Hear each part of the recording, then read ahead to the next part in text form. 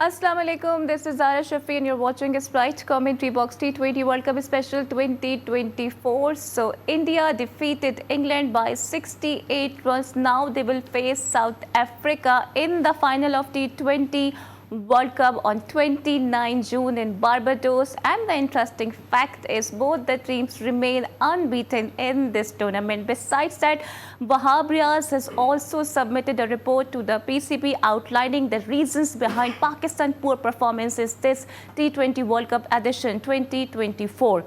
We'll discuss all these things and a lot more in today's show. And to start our discussion, we also do have a panel in our studios. Today I am joined by किसी तारुफ के मोहताज नहीं है, बात कर रही हूँ असगर अजीम की। Asghar, welcome to the show. Hope you are doing great. Thank you, बहुत शुक्रिया आपने इनवाइट किया। और देखें कि अब हम अपना सफ़र एंड की तरफ लेके जा रहे हैं। एब्सोल्युटली, और बात हो रही है बेस्ट ऑफ द बेस्ट की, and there is no doubt India is shining. देखिए, best of the best India in shining नाइंसाफ़ी है, क्योंकि साउथ अफ्रीका भी तो बेस्ट ऑफ द बेस्ट है, उसने भी तो अब तक कोई मैच नहीं हारा।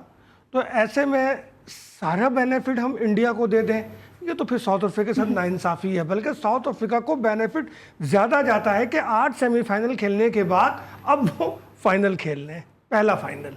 लेकिन तो चोकर्स किसको कहा जाता है असगर? इंडिया कहा जाता था। लेकिन एडम मार्करम अभी भी नर्वस है। वो कह रहे हैं कि हम फर्स्ट टाइम जा रहे हैं फाइनल खेलने। नर्वस है वो। देखिए, नर्वस नहीं है, ये पुरअज़्म है। और वो कह रहे हैं कि अपने फैंस को हमने बहुत टेंशन दे दिया है, अब सुकून से रहें और आखिरी मार्के में कामयाबी हासिल करके अपने वतन टाइटल के साथ जाना है, चैंपियंस बन के जाना है। यकीनन भारत की भी यही ख्वाहिश है कि वो भी चैंपियन बन के जाए, और ख़ासकर रोहित शर्मा की, क्योंकि कैप्टन है, जाहिर है उनकी मेहनत है, और वो यकीनन ये चाहते होंगे कि धोनी के साथ उनका भी नाम आए। मेहनत भी है, आईसीसी की फेवर भी है, और इंडिया तो अब इतना रिलैक्स हो गया असगर कि उन्होंने आज प्रैक्टिस भी नहीं की है। अब प्रैक्टिस नहीं की तो कोई इशू नहीं है, क्योंकि कंटिन्यू मैच खेल ही रहे हैं, तो इतना बड़ा असर तो नहीं होगा। लेकिन मेरा ख्याल है कोहली को प्रैक्टिस करना चाहिए, उन्हें नेट पे अपनी बैटिंग पे जो है तवज्जो देनी चाहिए, ताकि वो कम से कम फाइनल में तो कुछ करके दिखाएं। असगर 7 इनिंग्स खेल चुके हैं, 75 रन्स बना चुके हैं, पता नहीं इतने आउट ऑफ द कलर क्यों नज़र आ रहे हैं, और बिल्कुल ये एक ऑर्डिनरी प्लेयर की तरह बिहेव कर रहे हैं, हर शॉट पे मारना शुरू हो जाते हैं। भाई, मेरा ख्याल है कोहली के जो फॉलोअर्स हैं वो उनके लिए कोई करें दुआ शुआ, कोई ऐसा रखें सिस्टम कि कोहली पे जो काले बादल आए हुए हैं या काले साए आए हुए हैं उनसे उनको बचाएं, या कोई काला जादू हो गया उन पे तो उससे उसको बचाएं, और कम से कम फाइनल में देखें, फाइनल में कोहली के परफॉर्म करना। विराट कोहली पे काला जादू हो गया, आप ये कह रहे हैं? मुझे तो ऐसे ही लग रहा है कि उस पे उसके मुखालफिन ने कोई ऐसा जादू वादू कर दिया जिसकी वजह से वो एकदम एक बंदा जो पूरे आईपीएल में इन फॉर्म था, अचानक वर्ल्ड कप में आके वो कैप होल्डर है, 700+ रन बनाए हैं उन्होंने, 61 की उनकी एवरेज है, लेकिन बिल्कुल एक ऑर्डिनरी प्लेयर की तरह खेल रहे हैं। मैं वही कह रहा हूँ कि मतलब इस पे ऐसा लग रहा है कि किसी ने कुछ कर दिया है इस पे। तो अब कोहली के लिए उसके फैन आगे आए और कुछ ऐसा करें इंतजाम के वो फॉर्म में आ सके। देखिए, कोहली जैसे बैट्समैन को अगर 7 या 8 इनिंग में 75 रन वो बनाता है तो ये तो बहुत शर्मिंदगी की बात है कि इतना बड़ा बैट्समैन वो इस तरह से जो है फ्लॉप हो जाए। ऐसे में तो अगर मैं कप्तान होता ऐसे में तो मैं शायद पहले राउंड के बाद ही कोहली को एक मैच में आराम कराता, ताकि वो अंदर से उसके जज्बात जागे, वो इनफॉर्म होने की कोशिश करे। क्योंकि इस तरह तो मतलब लापरवाही की तरह खेल रहा है वो, कि बस जैसे कोई मसला ही कोई नहीं है, जैसे शाहिद आफरीदी खेलते थे। शास्त्री भी ये कह रहे हैं this is not the Virat game, वो शॉट्स को मैन्युफैक्चर कर रहे हैं, और ऐसा तभी होता है जब batsman out of the form होता है। देखिए, इस वक्त विराट कोहली ऐसे खेल रहे हैं जैसे शाहिद आफरीदी खेलते थे, कि आने से पहले जो है वो जाने के लिए फैसला कर चुके होते थे। अब क्रीज पे इतनी देर के लिए आते थे कि बस जब उन्होंने कहा 6 गेंदें भी खेलनी है तो वो 6 गेंदें ऐसे ही खेलनी है कि पता ही नहीं चलता कि कैसे खेली उन्होंने, और उसके बाद फिर वो आउट होके चले जाते थे। तो विराट भी इसी तरीके से खेल रहे हैं, लेकिन 6 गेंद भी खेल रहे हैं तो 6 गेंदों का रिजल्ट शायद वाला नहीं दे रहे वो। लेकिन भारत का तो अब मीडिया भी कह रहा है कि विराट कोहली फेक किंग है।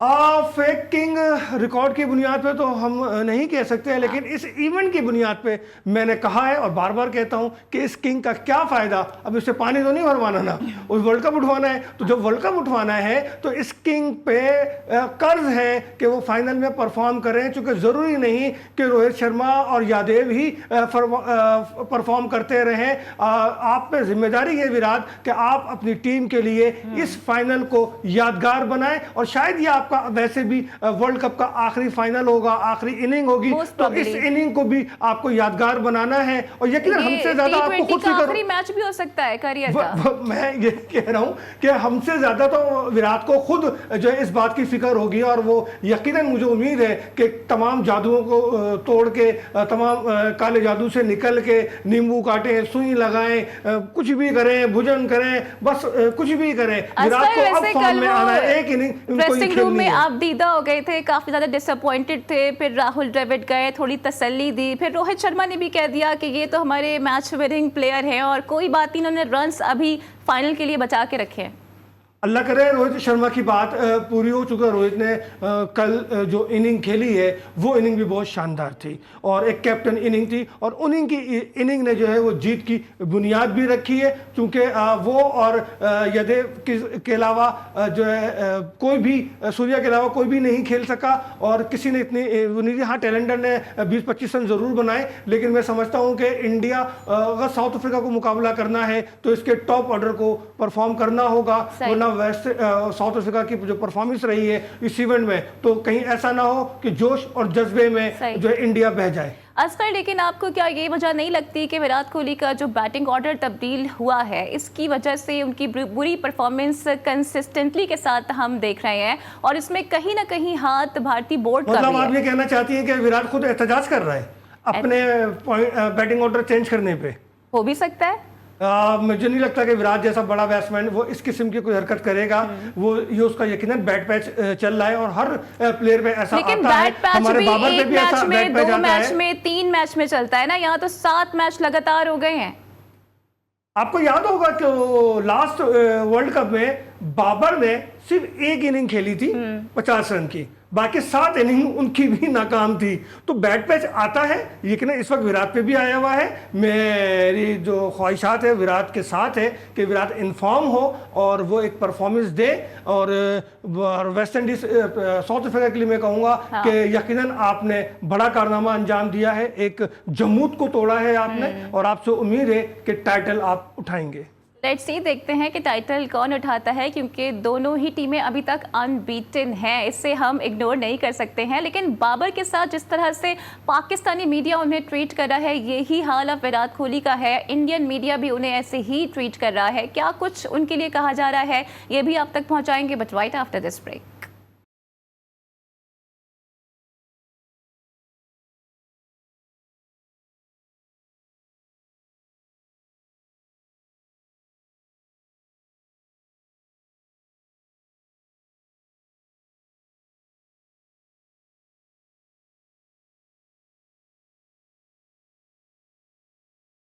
Welcome back to Sprite commentary box. T20 world cup special 2024, और जहां दुनिया भर में विराट कोहली पर तनकीद होती नजर आ रही है, क्या उनके अपने फैन जोन पर तनकीद कर रहे हैं, वहीं राहुल द्रविड़ काफ़ी ज़्यादा पुरुम्मीद हैं, और उनकी जानिब से भी कहा गया है कि I am not jinxing but I think that a big one from Virat Kohli is coming up in the finals. Asgar, क्या कहिएगा?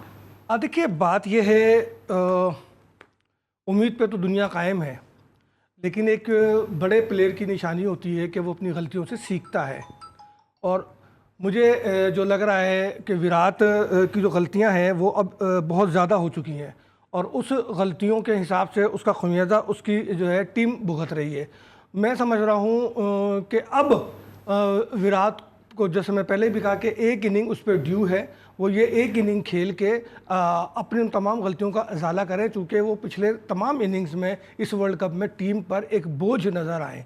यकीनन उनको एहसास है, इसलिए वो उनकी आंखों में आंसू भी है। विराट कोहली टीम पर बोझ जाएंगे तो आपने बहुत बड़ी बात कह दी है। इस वर्ल्ड कप में तो बोझ ही रहे ना, क्या किया उन्होंने? भाई अगर कुछ करते तो बात थी ना यार। हम अगर बाबर आजम नहीं करता तो हम क्या नहीं कहते हैं? तो क्या विराट अगर कुछ नहीं कर रहा तो हम उसको क्या करें? Oscar, where did things go wrong for him? क्या मतलब? मतलब कहाँ चीज़ें गलत हुई हैं विराट से? यार चीज़ें क्या गलत हुई हैं, देखिए जब एक प्लेयर आउट ऑफ फॉर्म हो तो उसको खुद ये बात समझ जानी चाहिए। और मेरी समझ में सिर्फ एक बात नहीं आ रही कि क्या वेस्ट इंडीज़ की और अमेरिका की विकेटें इतनी डेंजर है हाँ। कि किंग कोहली वहाँ खेल ही नहीं पा रहे।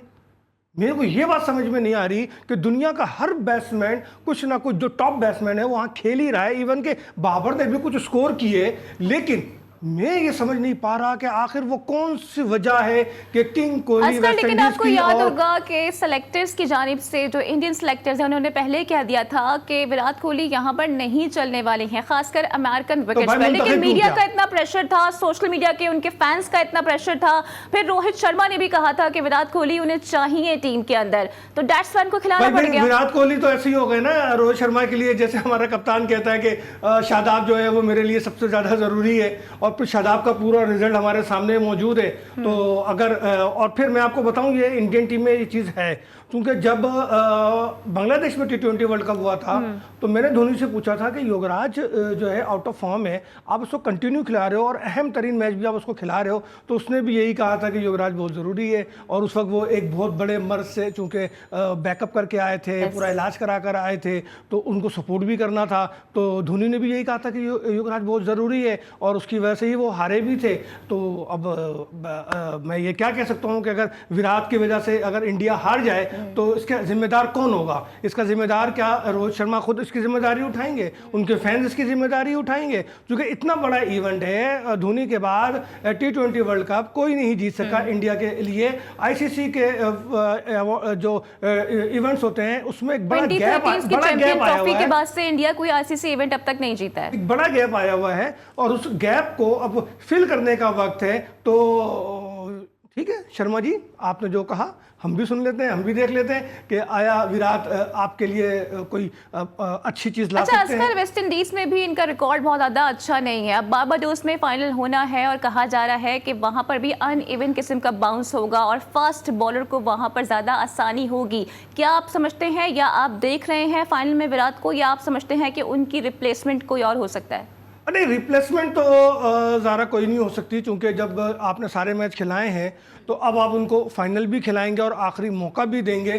क्योंकि अगर रुखसती भी होती है तो बाइज्जत तरीके से हो हर प्लेयर की, ये मेरी तो ख्वाहिश है। मैं नहीं चाहता कि इस तरह के कोई प्लेयर इतना बड़ा वो भी प्लेयर और वो अचानक गुमनाम हो जाए और उसकी आखिरी इनिंग जो वो खेली जा चुकी हो, ऐसा नहीं है। कोहली इस बात को डिज़र्व करते हैं कि वो जब भी रुखसत हो बाइज्जत तरीके से, पुरवकार तरीके से रुखसत हो। बारबाडोस की विकेट हमेशा अनइवन बाउंस रहा है वहाँ पे, लेकिन उससे भी ज़्यादा डेंजर बात यह है कि बारिश के इम्कान है और शाम 6 बजे तक बारिश इनफैक्ट रिजर्व डे रखा गया है संडे को, उसमें भी रखा गया बारिश के इम्कान है। 190 मिनट्स भी रखे गए हैं कि किसी तरीके से इस फाइनल को पूरा कराया जाए, लेकिन बारिश होगी तो बॉलर्स को और ज़्यादा सपोर्ट मिलेगी। हाँ। तो उसके लिए मज़ीद जो है अपनी सफ़ों में जो खामियां हैं बैटिंग की, उसको दूर करने की ज़रूरत होगी, इंडिया के लिए भी और साउथ अफ्रीका के लिए भी। लेकिन शोएब अख्तर को कह रहे हैं कि इंडिया को अब कोई भी रोकने वाला नहीं है। इनफैक्ट उन्होंने साउथ अफ्रीका को मशवरा दिया है कि अगर आप टॉस जीत जाते हैं तो पहले बैटिंग करें,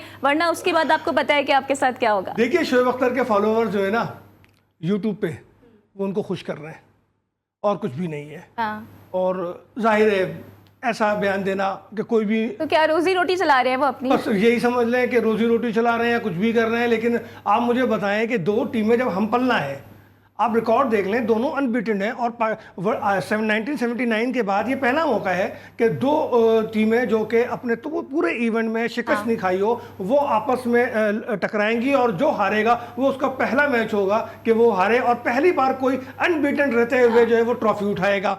अब इतने ये मतलब शोएब अख्तर जैसा बंदा जिसका इतना क्रिकेट पे इतना उसकी ग्रिप है, इतनी उसकी बात है, वो ये वन साइडेड बयान कैसे दे सकता है? इसका तो मतलब ये हुआ कि वो सिर्फ अपने फॉलोअर्स को खुश कर रहा है और अपने जो है लाइक मजीद बढ़ाने के चक्कर में लगा है। जितने भी फॉरवर्ड क्रिकेटर्स अगर तारीफ कर रहे हैं भारत की, तो उन पे ये टैग क्यों लग रहा है कि उनका झुकाव भारत की तरफ है?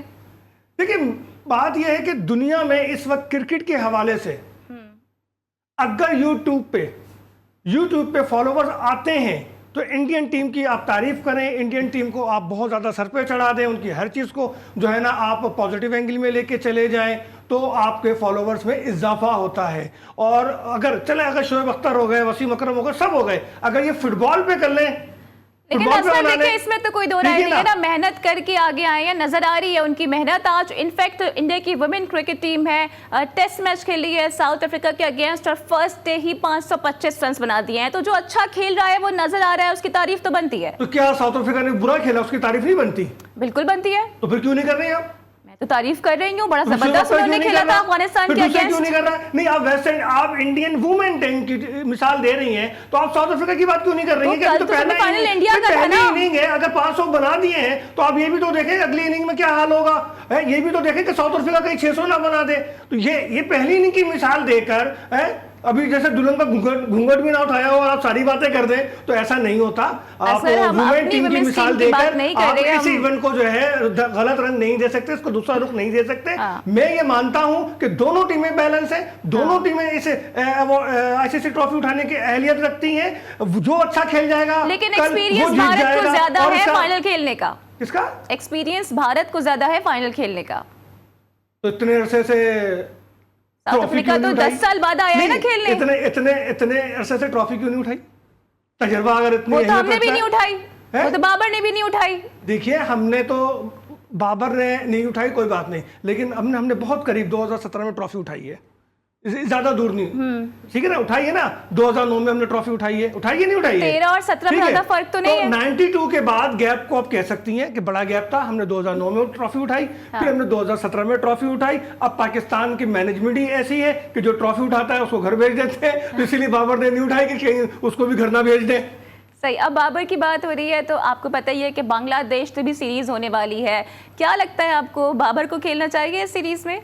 बिल्कुल खेलना चाहिए, क्यों नहीं खेले भाई? आप तो है ही टेस्ट टीम के लिए, आपको तो T20 में भेज के पूरा एक आपके जो बैटिंग स्ट्रक्चर है या जो आपकी सलाहियतें हैं उसका गलत इस्तेमाल किया जा रहा है। तो आप खेलें, टेस्ट खेलें, और आप 200 टेस्ट खेलें, सारे रिकॉर्ड ब्रेक करें आप, और आप कर सकते हैं, लेकिन अपने आप को उस मेरिट पे खेलें जिस मेरिट में कुदरत ने आपको सलाहियतें दी हैं। कुदरत ने कप्तानी की सलाहियत नहीं दी है तो कप्तानी खुद छोड़ें, और छोड़ने से पहले कौम से माफी जरूर मांगें। लेकिन असगर इस सीरीज से मुतालिक ये कहा जा रहा था कि बाबर, रिजवान और शाहीन को ड्रॉप किए जाने का इम्कान है, जो नया टैलेंट है उससे आगे लाया जाएगा। लेकिन आप नहीं समझते अगर यही प्लेयर्स खेलेंगे तो वो जो बेंच पे बैठे प्लेयर्स हैं उनके साथ ज्यादती होगी? देखिए, बेंच पे बैठे प्लेयर तो बिल्कुल ज्यादती होगी, लेकिन आप मुझे ये बताएं, जो हमारा जो डाउनफॉल है, क्या वो टेस्ट में आया है?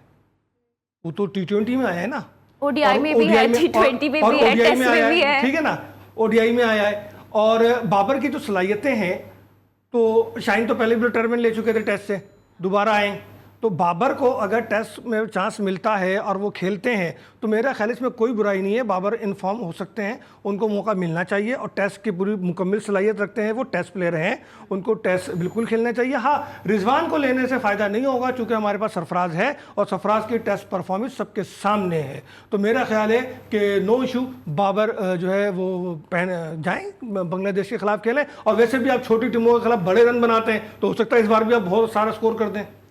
ठीक है। और अभी तो कुछ टाइम पहले ही कमबैक हुआ था सरफराज का, शाहिद आफरीदी ने करवाया था। शाहिद आफरीदी ने तो खैर नहीं करवाया था, लेकिन सरफराज डिजर्व करते थे। शाहिद आफरीदी सिलेक्टेड थे दैट टाइम। नहीं, तो सिलेक्टर थे तो उन्होंने कोई जबरदस्ती एहसान तो नहीं किया था ना, वो डिजर्व करते थे, मेरिट पे आए थे, ऐसा नहीं था कि सरफराज। लेकिन उससे पहले वो टीम में नहीं थे ना? नहीं, उससे पहले टीम में नहीं थे, वो अलग बात है, लेकिन आवाज़ें तो उठ रही थी ना, और हमने भी शाहिद से सवाल किया था, हमने भी पूछा था, तो शाहिद ने ये एक्सेप्ट किया था कि हाँ उसके साथ नाइंसाफ़ी हुई, उसको टीम में होना चाहिए। तो ऐसा नहीं है कि किसी ने उस पर एहसान कर दिया हो, तो वो अगर मेरिट पे आया है तो बिल्कुल आए, अभी भी वो मेरिट पे है मेरे हिसाब से, क्योंकि टेस्ट में उनकी पोजीशन अच्छी है। आपने वहाब रियाज की रिपोर्ट डेफिनेटली देखी होगी, क्या कहेंगे इस बारे में? वो कह रही है कि पाकिस्तानी क्रिकेटर्स ने स्किलफुल क्रिकेट नहीं खेली है, फिर वो जो प्लान था उसको एग्जीक्यूट नहीं किया है, फिर यूनिटी का भी फुकदान देखने में आया है। कैटेगोरिकली वही बातें कर रहे हैं जो कि गैरी क्रिस्टन ने की थी। देखिए, पहली बात तो ये है, मेरी समझ में ज़रा ये बात नहीं आई कि ये रिपोर्टें लीक कैसे हो जाती हैं, क्यों होती हैं? उन्होंने सबमिट कराई है रिपोर्ट। नहीं, सबमिट कराई है तो उस्मान वाला को कराइए ना। रिपोर्ट मैंने लिखी, आपको दी, या तो मैं मीडिया में लेकर आया या आप लेकर आई, या आपके दफ्तर ने लेकर दिया। तो सवाल ये पैदा होता है, पहले तो पीसीबी इस बात पे तवज्जो दे कि वहाँ कौन से ऐसे लोग हैं जो हर रिपोर्ट को जो है वो मीडिया के हवाले कर देते हैं और फिर उस पर वक्त से पहले बातें शुरू हो जाती हैं। नो डाउट जो चीज़ें सामने आई है मुझे नहीं मालूम वो 100% सही है या दुरुस्त है, बट वो सारी चीज़ें वही हैं जो हेड कोच ने ड्रेसिंग रूम में इनसे की थी टीम से। तो मेरा ख्याल है कि असल बात वही है, टीम में ग्रुपबंदी, दोस्ती यारी और असर, लेकिन उस रिपोर्ट में ना कर्फ्यू टाइम का भी जिक्र है और वो जिक्र सारा है। मलबा उन्होंने सिक्योरिटी ऑफिसर्स पे डाल दिया अब देखिए, नहीं सिक्योरिटी ऑफिसर के साथ साथ उन्होंने जो रिपोर्ट सामने आई है उसमें उन्होंने कहा कि 12 बजे के बाद ये मुमकिन ही नहीं था कि कोई भी प्लेयर कर्फ्यू टाइम्स के बाद बाहर निकल जाता। तो लेकिन कवाली कैफे का जिक्र किया गया है और उसमें कहा जा रहा है कि 1 बजे के बाद टीम होटल पहुंची है। अरे भाई, बाकरी वहाँ जो गए थे ये कैफे जहाँ $25 वाली बात हुई थी, वहाँ बकौल बाकरी के वो वहाँ पे वाहिद जर्नलिस्ट पाकिस्तानी था जो वहाँ मौजूद था। अब अगर मैं वहाब रियाज की इस बात को एक्सेप्ट कर लूँ तो क्या मेरा जर्नलिस्ट भाई गलत बयानी कर रहा है? तो वहाब रियाज साहब थोड़ा सा देख लें कि आपकी चीज़ों को लोग जानते हैं। मेरे हिसाब से आप यहाँ मिस कोट कर गए, क्योंकि इस वाक़े का तो ऐनी शाहिद मौजूद है। फिर बिल्कुल मौजूद है, लोगों ने, बाकरी ने पूरी वीडियो की, उसने उसे सारी हकीकत बताई है। उसने कहा कि मेरे एक दोस्त ने मुझे इन्फॉर्म किया कि ऐसा ऐसा सीन है, मैं खामोशी से चला गया और उसने बाकायदा 11:45 ऐसे को उसने टाइम बताया था या 11:40 के टीम जो है 3-4 लड़के इस वक्त आए और फिर खुद एक साहब और बड़े आए टीम के मैनेजमेंट में से। तो वो तो ऐनी शाहिद है। तो आप बोले फिर बाकरी के खिलाफ आप भी एक नोटिस देते हैं। आप मुबशिर लुकमान को दिया ना आपने, तो आइएगा आप बाकरी को भी देते फिर। ठीक है। और अब ये भी बातें ज़बान ज़द-ए-आम है कि आईसीसी की जानिब से भारत को फेवर की जा रही है। संजय मंजरेकर की जानिब से भी कुछ ऐसी ही स्टेटमेंट सामने आई है। क्या कुछ उन्होंने कहा है और जो फॉर्मर हमारे क्रिकेटर्स हैं इस मुतालिक वो क्या कह रहे हैं? Will discuss all these things but right after this break.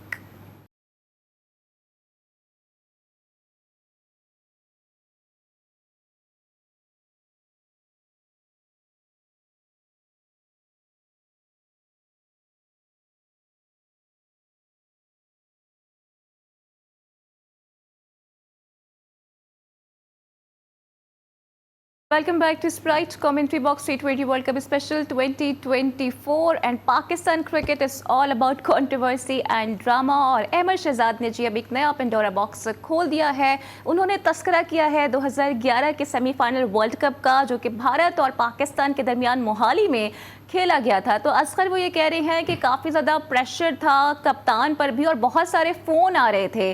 तो आप मुझे क्या बता सकते हैं कि कौन से फ़ोन्स थे जो आ रहे थे उस वक्त?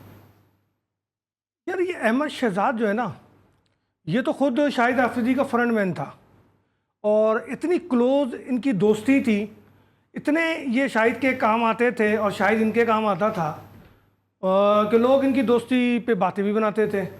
अब मेरा ख्याल है कि अहमद शहजाद रेटिंग हासिल करने के लिए वो जो चाहे वो कह सकते हैं, लेकिन सवाल ये पैदा होता है कि अहमद शहजाद भाई, प्यारे भाई, जब आप इतनी सारी बातें कर रहे हैं तो बता दें कौन से फोन कॉल्स आए थे। बता दें क्यों आ रहे थे, कुछ तो बताएं ना यार। फाइनल भी नहीं खेले थे, मजे की बात पैदा करके शाहिद आफरीदी पे आप जो है तनकीद करके आप अपना कद ऊंचा नहीं कर सकते। शाहिद आफरीदी पाकिस्तान की जानिब से सबसे ज्यादा मैन ऑफ द मैच लेने वाला खिलाड़ी है। शाहिद आफरीदी वो प्लेयर है जिसने उस वक्त T20 क्रिकेट शुरू की जब दुनिया में कोई T20 क्रिकेट नहीं जानता था, यानी वो वनडे और टेस्ट T20 के स्टाइल से खेलता था। 37 गेंदों पे सेंचुरी, वसीम अकरम कप्तान थे, उसको खुद भी यकीन नहीं आ रहा था कि ये बना देगा 37 गेंदों पे 100 रन, जबकि उसको एज ए बॉलर लाया गया था। अब आप बात कर रहे हैं कि 2011 में हम जीत सकते थे। तो ज़ारा यार 2011 में तो मिसबा टुक टुक कर रहे थे। वो वहीं से मशहूर हुए। वहाब रियाज का डेब्यू हुआ था। तो अहमद शहजाद साहेब, प्यारे भाई, अगर बात करनी है तो मिसबा पे कर ले कि मिसबा टुक टुक क्यों कर रहे थे, क्यों उन्होंने ये हरकत की। यही मिसबा ने हमें पहला T20 वर्ल्ड कप क्यों हरवाया था, क्यों एक गैर जिम्मेदाराना शॉट खेला था, पूरे इवेंट को मिसबा आगे लेकर गया, हमें बिल्कुल आखिरी बॉल तक लेकर गया, लेकिन गैर जिम्मेदाराना शॉट खेल के इवेंट भी तो इसने हरवाया था। 2011 के वर्ल्ड कप की बात कर रहे हैं, मिसबा ने जो टुक टुक किया था। अरे भाई 2009 में मिसबा ने यूनुस खान को फाइनल में क्या जवाब दिया था, याद है कुछ? नहीं याद है या मैं याद दिलाऊं? इसी मिसबा ने कहा था ना, जब यूनुस ने कहा कि यार विकेट पे थोड़ी देर रुक जाते, तो मिसबा ने कहा तुम कौन से रुक गए? कप्तान को ये जवाब दिया जाता है। ओ भाई असगर, लेकिन वो ये नहीं बता रहे कि उनकी अपनी क्या परफॉर्मेंस थी। 5 मैचेस 44 रन, हाईएस्ट 13 रन। भाई उन्होंने तो ये भी दावा किया है कि अगर स्ट्राइक रेट देखा जाए तो उनका सबसे ज़्यादा है। और अब मैं अगर टीम में मैं वापस आता हूं तो उनका स्ट्राइक रेट मैं आई थिंक 150 या 160 का शायद उन्होंने कहा है कि इतना मेरा कम से कम होगा। ओ भाई रिकॉर्ड चेक कर ले अपना, देख ले। वो ऐसे खुद मान चुके हैं कि मेरे स्टेट्स तो बाबर से भी ज़्यादा घटिया हैं। देखिए मैं बराह रास्त ऐसे कोई बात करना नहीं चाहता। अहमद शहजाद भाई, आप अपनी इस्लाह खुद करें। आप तो माजी में अजीब अजीब सी हरकतें भी करते रहे, तो ज़रा उन पर भी गौर करें और बात अधूरी कभी ना करें। किसी पे अगर कोई इल्ज़ाम लगा रहे हैं तो क्लियर लगा दें, और सारी एविडेंस बातें कर दिखाएं, दें। प्रूफ के साथ बात करें। लेकिन ये हरकत आप ना करें कि आप इस तरह के जो है ना इल्ज़ामात लगाएं। अगर वर्ल्ड कप 2011 की शिकस्त का कोई जिम्मेदार था तो वो मिसबा था। मिसबा ने एक्सेप्ट भी नहीं किया था शाहिद को एज ए कैप्टन। तो ये अच्छा, मैं ना मिसबा का एक पुराना इंटरव्यू देख रही थी। मिसबा ने उसमें ये बात बोली कि भाई इन दी एंड तो आपको रन्स चाहिए होते हैं ना, रन्स तो मैं बना रहा था, बेशक टुक टुक करके क्यों ना बनाऊं। वही मसला है ना कि भाई पूरा मैच हाथ में था, आपने जानबूझकर वहां पर स्लो क्यों खेला? सवाल तो ये पैदा होता था, अहमद शहजाद को तो मिसबा से ही सवाल करना चाहिए था कि भाई हमारे मिसबा भाई आपने ऐसी हरकत क्यों की? जब एक मैच हमारे पास इजी आ रहा है तो क्यों उस मैच को स्लो किया? क्यों आपने जो है रन रेट में इजाफा किया और क्यों मुश्किलात पैदा की? और फिर कैच भी तो ड्रॉप हुआ था। क्यों भूल रहे हो?